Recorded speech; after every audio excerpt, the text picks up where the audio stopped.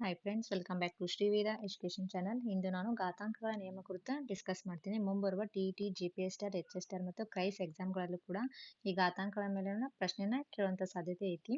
ಈ ಹಿಂದೆ ಕೂಡ ಕೇಳಿದಾರ. ಹಾಗಾಗಿ ಇವತ್ತು ವಿಡಿಯೋನ ಸ್ಟಾರ್ಟ್ ಮಾಡೋಕ್ಕಿಂತ ಮುಂಚೆ ಹಿಂದಿನ ವಿಡಿಯೋದಲ್ಲಿ ನಾನು ಏನು ಮಾಡಿದ್ದೀನಿ ಅಂದ್ರೆ ಕೊಟ್ಟಿರುವಂಥ ಸಂಖ್ಯೆಗಳಿಗೆ ಘಾತಾಂಕ ರೂಪದಲ್ಲಿ ಹೇಗೆ ಬರುವುದಂತ ತಿಳಿಸ್ಕೊಟ್ಟಿದ್ದೀನಿ. ಜೊತೆಗೆ ಕೊಟ್ಟಿರುವಂಥ ಸಂಖ್ಯೆಯನ್ನು ಅವಿಭಾಜ್ಯ ಅಪವರ್ತನಗಳ ಘಾತಾಂಕಗಳ ಗುಣಲಬ್ಧವಾಗಿ ಹೇಗೆ ಮಾಡೋದಂತ ಕೂಡ ಹಿಂದಿನ ವಿಡಿಯೋದಲ್ಲಿ ತಿಳಿಸಿದ್ದೀನಿ. ಯಾರೆಲ್ಲ ವಿಡಿಯೋ ನೋಡಿಲ್ಲ ಹೋಗಿ ನೋಡಿ, ಇದು ಅದರ ಮುಂದುವರೆದ ಭಾಗ. ಬನ್ನಿ ಫ್ರೆಂಡ್ಸ್, ಇವತ್ತಿನ ವಿಡಿಯೋ ಸ್ಟಾರ್ಟ್ ಮಾಡೋಣ. ಒಂದೇ ಆಧಾರ ಸಂಖ್ಯೆಯನ್ನು ಹೊಂದಿರುವ ಘಾತಾಂಕಗಳನ್ನು ಗುಣಿಸುವುದು ಅಂದ್ರೆ ಒಂದು ಆಧಾರ ಸಂಖ್ಯೆಯನ್ನು ಹೊಂದಿರುವಂತ ಘಾತಾಂಕಗಳನ್ನ ಏನ್ ಮಾಡ್ಬೇಕು, ಇವಾಗ ಗುಣಿಸ್ಬೇಕು. ಅದು ಹೆಂಗಂತ ಇವತ್ತಿನ ವಿಡಿಯೋದಾಗ ತಿಳಿಸ್ಕೊಡ್ತೀನಿ. ಬರ್ರಿ, ಇಲ್ಲಿ ನೋಡಿ ಪ್ರಶ್ನೆ ಕೊಟ್ಟಾರ, ಒಂದು ಪ್ರಶ್ನೆ ಕೊಟ್ಟಾರ 3/3 ಇಂಟು 3/2 ಅನ್ನು ಸುಲಭೀಕರಿಸಿ ಅಂತ ಕೊಟ್ಟಾರ.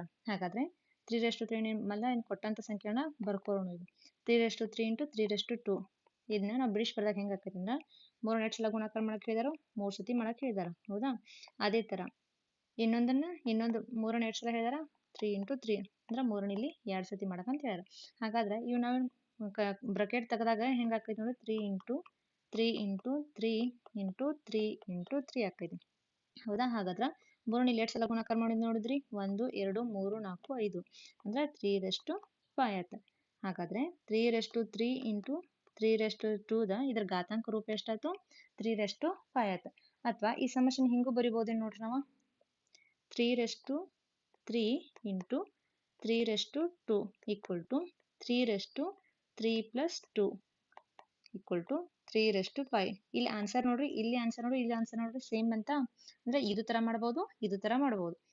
ಅಥವಾ ಇನ್ನೊಂದು ಪ್ರಶ್ನೆ ನೋಡೋಣ ನೋಡ್ರಿ ಅದೇ ತರ. ಇಲ್ಲಿ ನೋಡ್ರಿ ಹಿಂಗ್ ಕೊಟ್ಟಾರ, -p/4 ಇಂಟು -p/2 ಅನ್ನ ಸುಲಭೀಕರಿಸಿ ಕೊಟ್ಟಾರ. ಇದನ್ನು ಅದೇ ತರ ಮಾಡ್ರಿ, -p/4 into -p/2 equal to -p ನೆಟ್ ಸಲ ಗುಣಾಕಾರ ಮಾಡ್ಬೇಕು. ಇಲ್ಲಿ 4 ಸಲ ಮಾಡ್ಬೇಕು, ಯಾಕಂದ್ರೆ ಘಾತಾಂಕ 4 ಐತಿ. -p into -p into -p into -p. ಹೌದಾ? ಅದೇ ತರ ಮತ್ತೇನು, -p ಅನ್ನ 2 ಸಲ ಗುಣಾಕಾರ ಮಾಡಕ್ ಹೇಳಿದಾರ, 2 ಸತಿ ಗುಣಾಕಾರ ಮಾಡಕ್ ಹೇಳ್ಯಾರ. ಹಾಗಾದ್ರೆ ಇವನ್ನ ಬ್ರಾಕೆಟ್ ಬಿಡಿಸಿ ಬರ್ದಾಗ ಹೆಂಗ್ ಆಕೈತಿ ನೋಡ್ರಿ, -p into -p into -p into -p into -p ಇವೆರಡು ಬ್ರಾಕೆಟ್ ಇಂಟು -p ಆಯ್ತು. ಹಾಗಾದ್ರೆ ಒಟ್ಟ ಟೋಟಲ್ ಆಗಿ -p 2 ಸಲ ಗುಣಾಕಾರ ಮಾಡಿದ್ದು ನೋಡ್ರಿ, 1 2 3 4 5 6. ಹಾಗಾದ್ರೆ -p/6 ಆಯ್ತು. ಅಂದ್ರ -p/4 ಇಂಟು -p/2 ಅನ್ನ ನಾವು ಘಾತಾಂಕ ರೂಪದಾಗ ಬರ್ದಾಗ ಎಷ್ಟಾಯ್ತು? -p/6 ಆಯ್ತು. ಅಥವಾ ಇದನ್ನ ಹಿಂಗೂ ಬರೀಬಹುದೇನು ನೋಡ್ರಿ, -p/4 into -p/2 equal to -p/4 plus 2 ಅಂದ್ರೆ -p/6. ಹಾಗಾದ್ರೆ ಇಲ್ಲಿ ಆನ್ಸರ್ ನೋಡಿ, ಇದು -p/6 ಬಂತು, ಇಲ್ಲಿ -p/6 ಬಂತು. ಹಾಗಾದ್ರೆ ಇಲ್ಲಿ ಏನಾಗಿತ್ತು, ಆಧಾರ ಸಂಖ್ಯೆಗಳೇನಿದ್ದು ಸೇಮ್ ಇದ್ದು, ಆದ್ರೆ ಘಾತಾಂಕಗಳ ಬೇರೆ ಇದ್ದು. ಆಧಾರ ಸಂಖ್ಯೆ ಸೇಮ್ ಇದ್ದು ಘಾತಾಂಕಗಳ ಬೇರೆ ಬೇರೆ ಇದ್ದಾಗ ನಾವು ಏನ್ ಮಾಡ್ಬೋದು, ನಾವು ಕೂಡಿಸ್ಬೋದು ಅಂತ ಇದರಿಂದ ನಮ್ಗೆ ಗೊತ್ತಾಗ. ಹಾಗಾದ್ರೆ ಈ ಮೇಲಿನ ಉದಾಹರಣೆ ನೋಡ್ರೆ ಒಂದು ನಿಯಮವನ್ನು ಬರಿಬೋದು ನಾವು. ಇನ್ನು ಯಾವ್ದೇನಂದ್ರ a/m ಇಂಟು a/n. ಆಧಾರ ಸಂಖ್ಯೆ ಸೇಮ್ ಅದಾವ, ಘಾತಾಂಕಗಳು ಬೇರೆ ಬೇರೆ ಆಗಿದೆ. ಹಾಗಾದ್ರೆ a/m ಪ್ಲಸ್ n ಇದು ನಮ್ದ ಘಾತಾಂಕದ ಮೊದಲನೇ ನಿಯಮ ಅಂತ ಹೇಳ್ಬೋದು. a/m into a/n equal to a/m plus n. ಅಂದ್ರೆ ಆಧಾರ ಸಂಖ್ಯೆಗಳು ಸೇಮ್ ಇದ್ದಾಗ ಘಾತಾಂಕಗಳು ಬೇರೆ ಬೇರೆ ಇದ್ದಾಗ ನಾವು ಏನ್ ಮಾಡ್ಬೋದು, ನಾವು ಕೂಡಿಸ್ಬೋದು. ಹೌದಾ?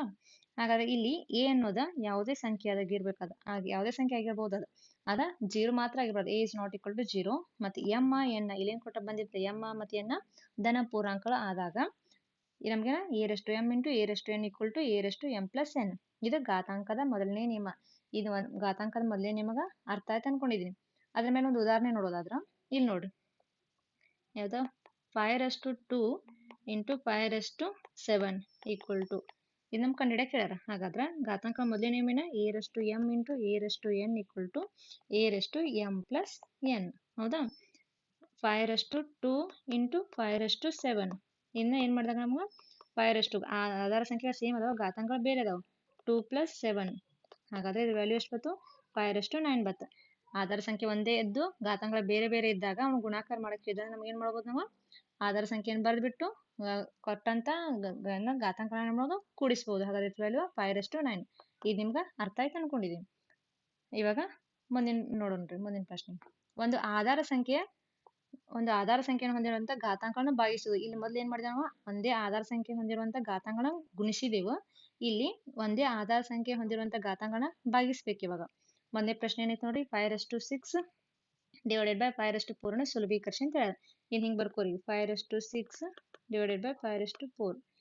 ಇದನ್ನ ಹಿಂಗೆ ಬರ್ಕೋದೆ ನೋಡ್ರಿ, 5/6 ಡಿವೈಡೆಡ್ ಬೈ 5/4. ಇವಾಗ 5ನೇ ಎಷ್ಟು ಸಲ ಗುಣಾಕಾರ ಸಾರಿ 5ನೇ ಎಷ್ಟು ಸಲ ಗುಣಾಕಾರ ಮಾಡಕ್ಕೆ ಹೇಳಿದಾರೆ ನೋಡ್ರಿ, 5/6 ಟೈಮ್ ಹೇಳಿದಾರಲ್ಲ. 1 2 3 4 5 6. ಅದೇ ಥರ ಕೆಳಗೆ 5ನ 4 ಸತಿ ಗುಣಾಕಾರ ಮಾಡಕ್ಕೆ ಹೇಳ್ಯಾರ. 2 3 4. ಮೇಲೂ ಇದೈತಿ ಕೆಳಗೂ ಇದೈತಿ, ಹಾಗಾದ್ರೆ ಕ್ಯಾನ್ಸಲ್ ಮಾಡ್ಬೋದೇ ನೋಡ್ರಿ. 1 ಹೋಯ್ತು 1 ಹೋಯ್ತು 1 ಹೋಯ್ತು 1 ಹೋಯ್ತು 1 ಹೋಯ್ತು 1 ಹೋಯ್ತು. ನೆಕ್ಸ್ಟ್ ಇದೊಂದು ಹೋಯ್ತು ಇದೊಂದು ಹೋಯ್ತು. ಹಾಗಾದ್ರೆ ಎಷ್ಟು ಉಳಿತು ನಮ್ಗೆ?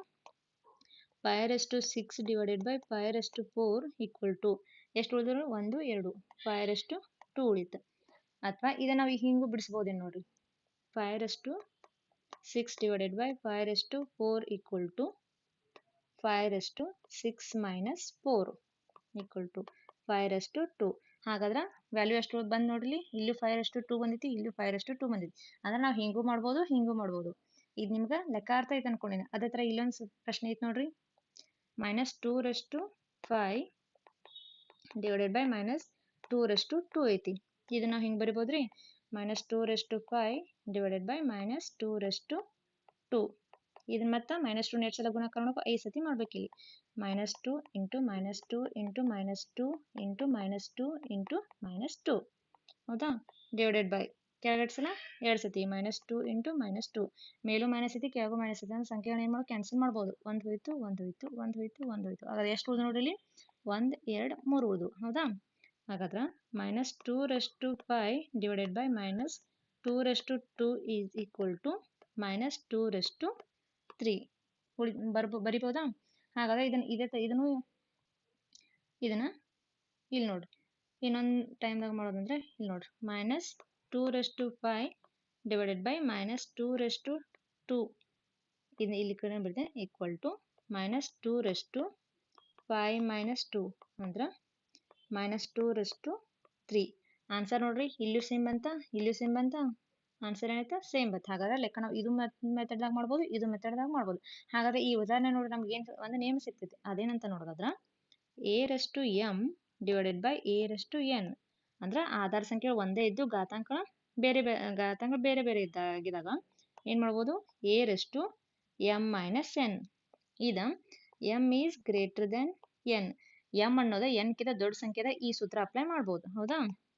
ಅದೇ ಥರ ಇಲ್ಲೊಂದು ನೋಡ್ರಿ, a/m divided by a/n equal to ಒಂದು ನಿಮಿಷ 1/a/m-n. ಈ ಸೂತ್ರ ಯಾವಾಗ ಅಪ್ಲೈ ಮಾಡ್ಬೇಕಂದ್ರೆ n is greater than m. ಫಸ್ಟ್ನೇ ಸಂಖ್ಯೆ ನೋಡಿ ಸೂತ್ರ a/m divided by a/n equal to a/m-n. ಇದ m ಕೊಟ್ಟಂತ ಸಂಖ್ಯೆ m ಸಂಖ್ಯೆ ದೊಡ್ಡದು n ಕಿಂತ ದೊಡ್ಡದಿದ್ದಾಗ ಈ ಸೂತ್ರ ಅಪ್ಲೈ ಮಾಡ್ಬೋದು, ಅಥವಾ ನಮ್ಗೆ n ಸಂಖ್ಯೆ ದೊಡ್ಡದಾಗಿತ್ತಂದ್ರೆ ಈ ಸೂತ್ರ ಅಪ್ಲೈ ಮಾಡ್ಬೋದು. ಹಾಗಾದ್ರೆ ಘಾತಾಂಕ ಇದನ್ನ ನಾವಂತ ನೋಡ್ರಿ, a ಅನ್ನೋದೇನಿಲ್ಲಿ ಯಾವುದೋ ಸಂಖ್ಯೆ ಇರ್ಬೋದು, ಅದು ಬಟ್ a ಅನ್ನೋದು 0ಗೆ ಸಮ ಆಗಿರಬಾರ್ದು. ಹಾಗಾದ್ರೆ m ಮತ್ತೆ n ಧನ ಪೂರ್ಣಾಂಕಗಳಾಗಿರ್ಬೇಕು. ಹಾಗಾದ್ರೆ ಇದನ್ನ ನಾವಂತೀವಿ ಘಾತಾಂಕಗಳ ಎರಡನೇ ನಿಯಮ ಅಂತೀವಿ. ಘಾತಾಂಕಗಳ ಎರಡನೇ ನಿಯಮಗ ಅರ್ಥ ಆತ ಅನ್ಕೊಂಡಿದೀನಿ. ಹಾಗಾದ್ರೆ ಇದ್ರ ಮೇಲೆ ಉದಾಹರಣೆ ನೋಡೋದಾದ್ರ ಇಲ್ಲಿ ನೋಡ್ರಿ, 7/2 ಡಿವೈಡೆಡ್ ಬೈ 7/3 ಇದ್ರ ವ್ಯಾಲ್ಯೂ ಕಂಡುಹಿಡಿಯಕ್ಕೆ ಹೇಳ್ಯಾರ ಅಂತ ಇಟ್ಕೋರಿ. ಅವಾಗ ಇಲ್ಲಿ ನೋಡ್ರಿ, a/m ಡಿವೈಡೆಡ್ ಬೈ a/n ಮಾಡ್ಬೋದು, a/m-n ಮಾಡ್ಬೋದು. ಇಲ್ಲಿ ಏನೈತೆ ನೋಡ್ರಿ, 7/2 ಡಿವೈಡೆಡ್ ಬೈ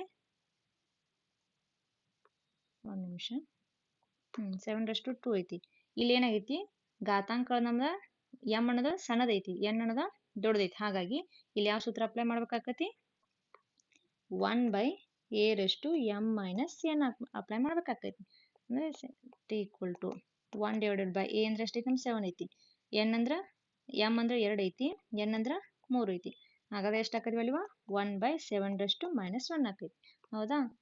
ಇಲ್ಲಿ ಇನ್ನೊಂದು ಸೂತ್ರ, ಇನ್ನೊಂದು ಲೆಕ್ಕ ಮಾಡೋ ನೋಡ್ರಿ, 5/9 5/4 ಇದ್ರ ವ್ಯಾಲ್ಯೂ ಕಂಡುಹಿಡಿಯಕ ಅವಾಗ ಏನು ಮಾಡೋದು? a/m divided by a/n equal to a/m-n. ಹಾಗಾದ್ರೆ 5/9 ಡಿವೈಡೆಡ್ ಬೈ 5/4 ಈಕ್ವಲ್ ಟು 5/9 - 4 ಮಾಡ್ಬೋದಾ? 9 - 4 ಮಾಡಿದ್ರೆ ಎಷ್ಟು ಬರ್ತೈತಿ? 5/3. 5 ಬರ್ತೈತಿ ನೋಡಿ. ಹಾಗಾದ್ರೆ ಇವೆರಡು ಉದಾಹರಣೆ ನಿಮ್ಗೆ ಅರ್ಥ ಆಯ್ತು ಅನ್ಕೊಂಡಿದೀನಿ. ಇದನ್ನ ನಾವು ಘಾತಾಂಕಗಳ ಎರಡನೇ ನಿಯಮಕ ಅಂತೀವಿ. ಹಾಗಾದ್ರೆ ಇಲ್ಲೊಂದು ಐತಿ ನೋಡ್ರಿ, ಒಂದೇ ಘಾತಾಂಕಕ್ಕೆ ಘಾತವನ್ನು ತೆಗೆದುಕೊಳ್ಳೋದು. ಅಂದ್ರೆ ಒಂದು ಘಾತಾಂಕ ಐತಿ ಆಲ್ರೆಡಿ, ಅದಕ್ಕೆ ಮತ್ತೊಂದು ಘಾತವನ್ನು ತಗೊಂಡಾಗ ಇನ್ ಹೆಂಗ್ ಮಾಡೋದಂತ ನೋಡೋದಾದ್ರ, ಇಲ್ಲಿ ಏನ್ ಮಾಡ್ದ two raise to 3 whole raise to 2 ಅನ್ನು ಸುಲಭೀಕರಿಸಿ ಅಂತ ಹೇಳ್ಯಾರ. ಹಾಗಾದ್ರ ಇಲ್ಲಿ 2 ರೆಸ್ ಟು 3 ನ 2 ಸಲ ಗುಣಾಕಾರ ಮಾಡ್ಬೇಕು, 2 ಸತಿ ಮಾಡ್ಬೇಕು. ಫಸ್ಟ್ ಸಂಖ್ಯೆನ ಬರ್ಬೇಕು, 2 ರೆಸ್ ಟು 3 ರೆಸ್ ಟು 2 ಐತಿ. ಇದನ್ನ ಹೆಂಗ್ ಮಾಡ್ಬೋದು ನಾವು, 2 raise to 3 into 2 raise to 3 ಮಾಡ್ಬೋದು. ಹೌದಾ? ಹಾಗಾದ್ರ ಇಲ್ಲಿ ನೋಡ್ರಿ, ಇದನ್ನ ನಾವು 2 ರೆಸ್ ಟು 3 ಪ್ಲಸ್ 3 ಬರ್ಕೋಬೋದೇನು ನೋಡ್ರಿ. ಯಾಕಂದ್ರ A raise to M into A raise to N ಇದ್ದಾಗ ನಾವು ಏನು ಸೂತ್ರ ಅಪ್ಲೈ ಮಾಡ್ತೀವಿ, A raise to M plus N ಮಾಡ್ತೀವಿ. ಅದೇ ತರ ಇಲ್ಲಿ ನೋಡ್ರಿ, ಆಧಾರ ಸಂಖ್ಯೆಗಳು ಏನಾಗಿದಾವ, ಸೇಮ್ ಆಗಿದಾವ. ಘಾತಾಂಕಗಳು ಏನಾಗಿದಾವ, ಇಲ್ಲಿ ಸೇಮ್ ಅದಾವ. ಸೇಮ್ ಇದ್ರೂ ಆಯ್ತು, ಇದಾಯ್ತು. ನಮ್ಗೆ ಏನೈತಿ ಇಲ್ಲಿ ಗುಣಾಕಾರ ಇದ್ದಾಗ ನಾವು ಏನ್ ಮಾಡ್ಬೋದು, A raise to M into A raise to N ಆದಾಗ A raise to M plus N ಮಾಡ್ಬೋದಾ. ಹಾಗಾದ್ರೆ ಇದು ಮಾಡಿ ಬರ್ದಾಗ ಎಷ್ಟು ಹಾಕಿ ನೋಡ್ರಿ, ಎ ರೆಸ್ ಟು 6 ಹಾಕೈತಿ. ಹೌದಾ? ಇದನ್ನ ನಾವು ಅಥವಾ 2 raise to 3 whole's 2 raise to 3 raise to 2 equal to 2 raise to 3 into 2 ಅಂದ್ರೆ 2 ರೆಸ್ ಟು 6. ಆನ್ಸರ್ ನೋಡ್ರಿ, ಇಲ್ಲಿ ಇದ್ರ ಆನ್ಸರ್ ನೋಡ್ರಿ, ಇದರ ಆನ್ಸರ್ ನೋಡ್ರಿ. ಹೀಗೂ ಬರಿಬೋದೇನು ನೋಡ್ರಿ, ಹಿಂಗ್ ಮಾಡ್ಬೋದು ಅಥವಾ ಹಿಂಗೂ ಮಾಡ್ಬೋದು. ಅಂದ್ರೆ ಕೊಟ್ಟಿರುವಂತ ಈ ಸಂಖ್ಯೆಗೆ ಆಲ್ರೆಡಿ ಘಾತ 3 ಐತಿ, ಇದರ ಹೋಲ್ ಘಾತ ಅಂದ್ರೆ ಎಷ್ಟೈತಿ, ಮತ್ತೆ 2 ಐತಿ. ಹಾಗಾಗಿ 2 ರೆಸ್ ಟು 3 ಏನ್ ಮಾಡಿದ್ವಿ, 2 ಸತಿ ಗುಣಾಕಾರ ಮಾಡಿದ್ವಿ. ಆಮೇಲೆ ಆಧಾರ ಸಂಖ್ಯೆ ಒಂದೇ ಇರೋದನ್ನ ಏನ್ ಮಾಡಿದ್ವಿ, ನಾವು ಘಾತಾಂಕ ಏನ್ ಮಾಡಿದ್ವಿ, ಇಲ್ಲಿ ಕೂಡ್ಸಿದ್ವಿ. ಆವಾಗ ವ್ಯಾಲ್ಯೂ ಎಷ್ಟು ಬಂದ, 2 ರೆಸ್ ಟು 6 ಬತ್. ಈ ಮೆಥಡ್ ಏನ್ ಮಾಡ್ಬೋದು ಅಂದ್, ಅಥವಾ 2 raise to 3 whole raise to 2 ಇದ್ದಾಗ 2 ರೆಸ್ ಟು ಇಲ್ಲಿ ಏನೈತಿ, ಆಧಾರ ಸಂಖ್ಯೆಗಳು ಏನಾಗಿದಾವೆ, ಇಲ್ಲಿ ಆಧಾರ ಸಂಖ್ಯೆ 3 ಇಂಟು 2 ಐತಿ. ಅಂದ್ರೆ ಇವೆರಡು ಏನ್ ಮಾಡ್ದ, ಗುಣಾಕಾರ ಮಾಡ್ತೀವಿ. ಆಗ ಏನಾಗ್ತೀವಿ, 2 ರೆಸ್ ಟು 6 ಬಂದು ವ್ಯಾಲ್ಯೂ ಏನು ಸೇಮ್ ಬಂತಾ. ಅದೇ ತರ ಇಲ್ಲೊಂದು ಪ್ರಶ್ನೆ ಐತಿ ನೋಡ್ರಿ, ಎರಡನೇ ಪ್ರಶ್ನೆ. 6 raise to 2 whole raise to 4 ಅನ್ನ ಸುಲಭೀಕರಿಸಿ ಅಂತ ಹೇಳ. ಹಾಗಾದ್ರೆ 6 ರೆಸ್ ಟು 2 ಅನ್ನ 2 ಸಲ ಗುಣಾಕಾರ ಮಾಡ್ಬೇಕು, ನಾವು 4 ಸತಿ ಮಾಡ್ಬೇಕು. 6 raise to 2 whole raise to 4 ಐತಿ. ಹಾಗಾದ್ರೆ 6 raise to 2 into 6 raise to 2 into 6 raise to 2 into 6 raise to 2 ಹೀಗೈತಲ್ಲ. ಇವಾಗ ನೋಡ್ರಿ, 6 raise to 2 plus 2 plus 2 plus 2 ಮಾಡ್ಬೋದಾ. ಆಗಲೇ ತಿಳಿಸಿದೆ ನಾನು, ಯಾಕಂದ್ರೆ ಎಂ ರೆಸ್ ಟು ಎನ್ ಇದ್ದಾಗ ನಾವೇನ್ ಮಾಡ್ತೀವಿ, A raise to M into A raise to N ಇದ್ದಾಗ A raise to M plus N ಮಾಡ್ತೀವಿ. ಹಾಗಾಗಿ 6 ರೆಸ್ ಟು 8 ಬಂದ 2 4 6 8 6 ರೆಸ್ ಟು 8 ಬಂತಿದೆ. 6 ರೆಸ್ ಟು 2 ಹೋಲ್ ಸ್ಕ್ವೇರ್ ಮಾಡಿದಾಗ, ಹೋಲ್ ಸ್ಕ್ವೇರ್ ಅಲ್ಲ, 6 ರೆಸ್ ಟು 2 ರೆಸ್ ಟು 4 ಮಾಡಿದಾಗ ಅದ್ರ ವ್ಯಾಲ್ಯೂ ಎಷ್ಟು, 6 ರೆಸ್ ಟು 8 ಅದ. ಅಥವಾ ಇದನ್ನ ಇನ್ನೊಂದು ಮೆಥಡ್ದಾಗ ಮಾಡ್ಬೋದು. ಅದೇನಂದ್ರ 6 raise to 2 whole raise to 4 equal to 6 raise to 2 into 4 6 raise to 8. Value ನೋಡ್ರಿ, ಇದಕ್ಕೆ ನೋಡ್ರಿ ವ್ಯಾಲ್ಯೂ ಸೇಮ್ ಬಂತೇನು ನೋಡ್ರಿ. ಇಲ್ಲಿ ಕೂಡ ಆನ್ಸರ್ ಏನಾಯ್ತು, ಸೇಮ್ ಬಂತು. ಹಾಗಾದ್ರೆ ಈ ಮೇಲಿನ ಉದಾಹರಣೆ ನೋಡಿದಾಗ ನಮಗೆ ಒಂದು ನಿಯಮನ ಬರಿಬಹುದು ನಾವು. ಅದೇನಂದ್ರ A raise to M raise to N ಇದ್ದಾಗ A raise to M into N, ಇದನ್ನ ಹಿಂಗ್ ಬರಿಬಹುದು. ಇದು ಘಾತಾಂಕ ನಮ್ಮದ ಮೂರನೇ ನಿಯಮ. ಹಾಗಾದ್ರೆ ಇಲ್ಲಿ ನೋಡ್ರಿ, ಎ ಅನ್ನೋದ ಯಾವುದೇ ಸಂಖ್ಯೆ ಆಗಿರ್ಬೋದು, A is not equal to 0, ಏನದ ಜೀರೋಕ್ಕೆ ಈಕ್ವಲ್ ಆಗಬಾರ್ದು. ಹಾಗಾದ್ರೆ ಎಂ ಏನೋದೇನ ಪೂರ್ಣ ಸಂಖ್ಯೆಗಳು. ಹಾಗಾದ್ರೆ ಇದನ್ನ ಘಾತಾಂಕದ ಮೂರನೇ ನಿಯಮ ಅಂತೀವಿ. ಇದು ನಿಮ್ಗೆ ಘಾತಾಂಕದ ಮೂರನೇ ನಿಯಮ ಅರ್ಥ ಆಯ್ತು ಅನ್ಕೊಂಡಿನಿ.